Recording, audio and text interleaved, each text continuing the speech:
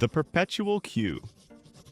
The room is painted a shade of beige that shouldn't exist, a color designed to pacify the soul while simultaneously boring it into submission. There are no windows. The lighting is fluorescent, humming at a frequency that sits right between a headache and a lullaby. Arthur sits in a molded plastic chair that is surprisingly uncomfortable for a place of eternal rest. He holds a small thermal paper ticket. It reads 8,402,119,334. The digital display above the only door flickers. Now serving 4,002. Arthur looks at the person to his left. It's a young woman in a prom dress holding a corsage that never wilts but never smells of anything.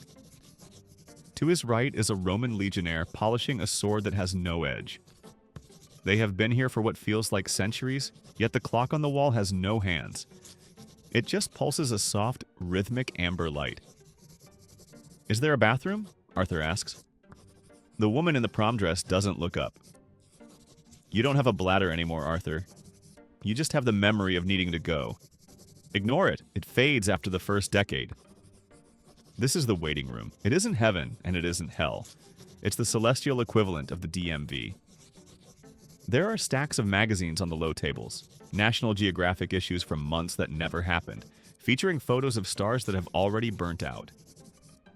A voice crackles over a speaker that sounds like it's underwater. Mr.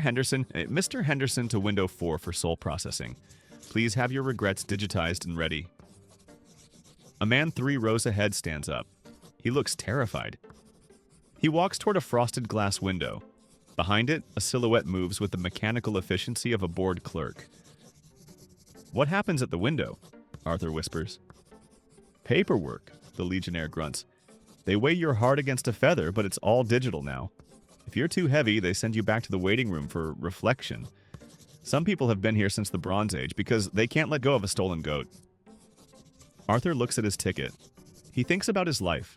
The unfinished basement, the apology he never sent to his brother, the library book he never returned. He wonders if these things add mass to his file. Suddenly, the air in the room changes. It smells briefly of rain on hot asphalt. The digital display jumps. It doesn't go to 4,003, it goes blank. The clerk behind the glass stands up. "The system is down," the voice announces. "Everyone, please remain seated. We are experiencing a backlog in the meaning of life department. Expected wait time? Indefinite." The Roman legionnaire sighs and goes back to polishing his sword. The girl in the prom dress starts scrolling through a phone that has no signal. Arthur leans back. He realizes that death isn't the end of the journey. It's just the longest layover he's ever had. He picks up a magazine.